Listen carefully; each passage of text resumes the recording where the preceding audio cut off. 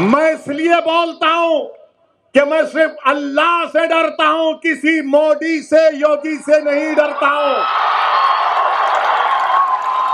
मैं इसीलिए बोलता हूं, तुमको अगर मेरी बात पसंद नहीं आती है तो अपने कान में उंगलियां रख लो, मगर तुम मेरी जबान को बंद नहीं कर सकोगे।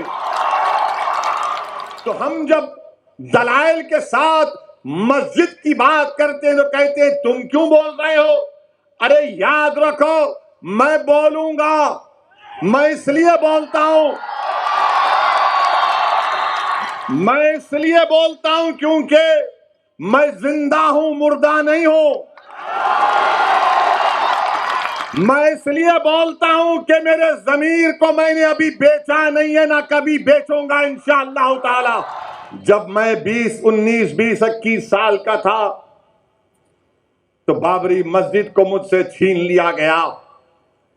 अब हम वही 19-20 साल के बच्चों की आंखों के सामने दोबारा मस्जिद को नहीं खोएंगे इंशाअल्लाह ताला।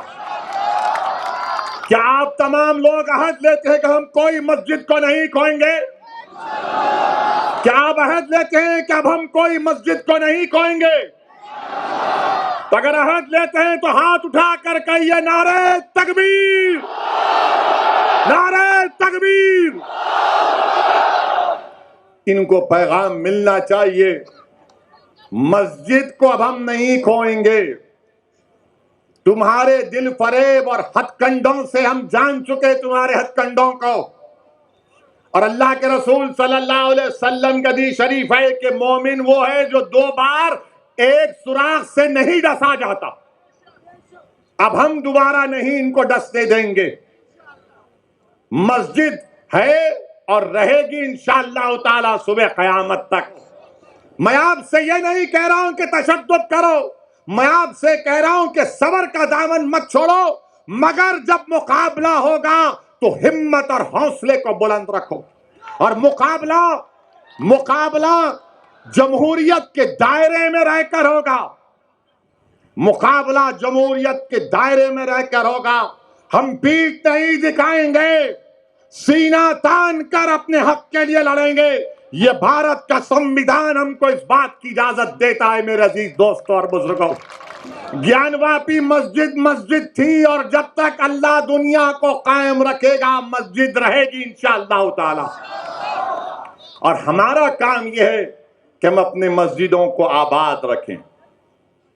हमारी भी जिम्मेदारी है कि रमजान हो गया तो मस्जिद के दरो दीवार तरसती हैं कि कहां गए वो लोग जो रमजान के 30 दिन अल्लाह के घर में आकर सर्वसजूद हो रहे थे। तो याद रखो, मस्जिदों की हिफाजत पहले हमको अपनी महल्लों की मस्जिदों को आबाद रख के रखना। अगर हम अपने महल्लों की, गांव की मस्जिद को आबाद रखेंगे तो ये शैतानी ताकतें जो ललचाई नजरों से हमको अपनी तहजीब से महरूम करना चाहती हैं, इनको पैगाम मिल जाएगा कि अब दोबारा मुसलमान भारत का मस्जिद खोने को तैयार नहीं है। और ज्ञानवापी मस्जिद के बारे में टीवी चैनल पर बहुत शाम में 6 बजे, रात में 9 बजे बैठकर ये बहुत दर्स देते हैं। ये हमको सिखाते हैं मस्जिद क्या है क्या नहीं है। मकसद क्या है कि बीजेपी को और तमाम इन पार्टियों को ये लोग बचाने का काम करते हैं। ज्ञानवापी मस्जिद क्या है? 1991 में हाई कोर्ट ने स्टे दे दिया, तो आप अक्टूबर 2021 में जाते हैं, वही मुतालबा करते हैं। लोअर कोर्ट फैसला देता, मैंने कहा उस फैसले की मैं मुखालिफत करता हूं, तो ये लोग डराते हैं मुझको। आप कैसे कोर्ट के खिलाफ बोल सकते हैं? बोल सकते हैं कोर्ट के खिलाफ, इज्जत से इख्तलाफ कर सकते हैं। भारत है, कोई नॉर्थ कोरिया का सरबरा यहां का प्रधानमंत्री नहीं है। हम बोले, टीवी चैनल वाले आकर हमसे पूछे, तुमने कहा कि 91 में पार्लियामेंट ने कानून बनाया जिसमें कहा गया कि 15 अगस्त 47 को जो मस्जिद और मंदिर थी वो वही मौका उसका रहेगा। अब आकर ये बोलते नहीं, सर्वे हुआ, वीडियोग्राफी हुई तो आपको क्या तकलीफ है? हमको तकलीफ इस बात की है कि भारत के संविधान को कमजोर किया जा रहा है, सुप्रीम कोर्ट के फैसले को नजरअंदाज कर दिया जा रहा है। और अहमकों जो मुझसे सवाल कर रहे, वो 91 का सेक्शन 4 सब सेक्शन 2 पढ़ लो। सेक्शन 4 सब सेक्शन 2 साफ तौर से कहता है कि जो 15 अगस्त 47 को था वो ही रहेगा, कि इस देश को अगर खतरा है तो गांधी के कातिलों से खतरा है। इस देश को अगर खतरा है तो नाथूराम गोडसे को अपना हीरो मानने वालों से, इन जालिमों से खतरा है। मगर इस पर बात नहीं होगी। गोडसे के भक्त आज ये नफरत की फिजा भारत में पैदा कर रहे हैं।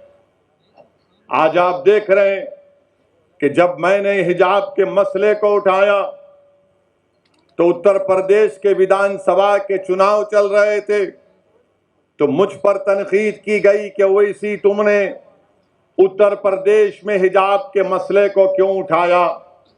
क्या गुजरात का मुख्यमंत्री, मध्य प्रदेश का मुख्यमंत्री गुजरात हाई कोर्ट का चीफ जस्टिस है?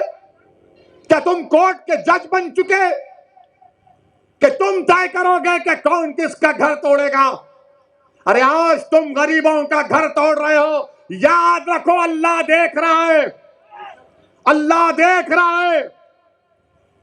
फिरौन को भी अपनी ताकत पर गुरूर था, नमरूद को भी था, यजीद को भी था, मगर सबका इख्तिदार चला गया। अगर आज कोई इख्तिदार के नशे में चूर होकर कह रहा है कि घर तोड़ दूंगा, तुम कितने घर तोड़ोगे बताओ? तुम घर तो तोड़ सकते, मगर याद रखो इख्तिदार तुम्हारी हाथ से छीना जाएगा इंशाअल्लाह ताला। खरगोन और उत्तराखंड में हमारी एक मां ने कहा, क्या कहा उस मां ने? मैं बार बार जब उसका वीडियो देखता हूं तो मेरे रोंगटे खड़े हो जाते।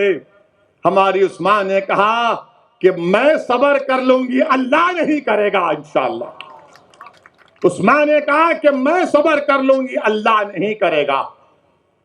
और मैं आपसे अपील कर रहा हूं कि अल्लाह पे तवक्कल करो, जिद्दोजहद करो मेरे भाई, मेरी मां और बहनें, जिद्दोजहद करो। सूरह आल इमरान में अल्लाह फरमा रहा है कि सब्र करो, कमर बस्ता हो जाओ और सिर्फ अल्लाह से डरते रहो।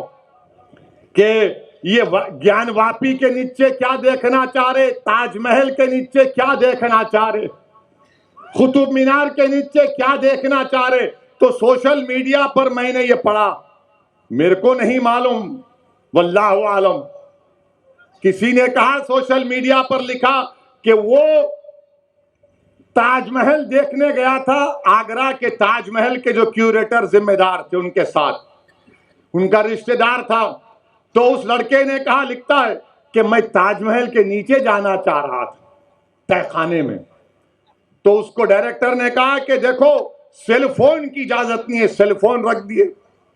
फिर जब नीचे गए तो फिर चेक किया गया कि क्या सेल फोन है, नहीं था। फिर जब दरवाजा खोलने की बात आई तो कहा दरवाजा नहीं खोलेंगे, उस पे गवर्नमेंट ऑफ इंडिया का मोहर है। उनसे कहा गया कान लगाकर सुन लो। तो उस लड़के ने ताजमहल के तहखाने में जो कमरा है उसमें कान लगाकर सुना, और वो खुद सोशल मीडिया पे लिख रहा है कि उसने बड़ी खूबसूरत इंसान की आवाजें सुनी, उसने बड़ी खूबसूरत इंसान की आवाजें सुनी। और वो क्या कह रहे थे ताजमहल से कि चौकीदार को बोलो नौकरियां नहीं है नौजवानों के पास, चौकीदार को बोलो कि पेट्रोल को कीमतों को कम करें। आवाज, सुरीली आवाज आ रही थी कि चौकीदार से बोलो कि महंगाई बहुत बढ़ गई, कम करो। और फिर बाद में आवाज आई कि चौकीदार चोर भी है।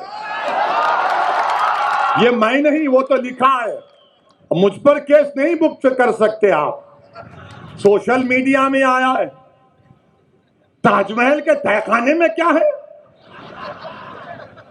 अमा यार, हमारे घर में चिराग नहीं जल रहा है गरीबों के, तुमको ताजमहल के तहखाने की फिक्र है, कुतुब मीनार की फिक्र है, तुमको हर चीज की फिक्र है, मगर भारत के गरीबों की फिक्र नहीं।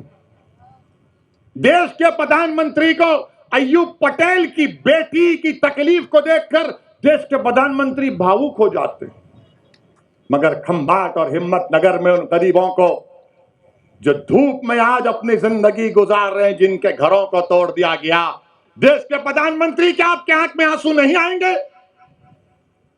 क्या आपके आंख में आंसू सिर्फ टीवी कैमरा को देखकर आएंगे?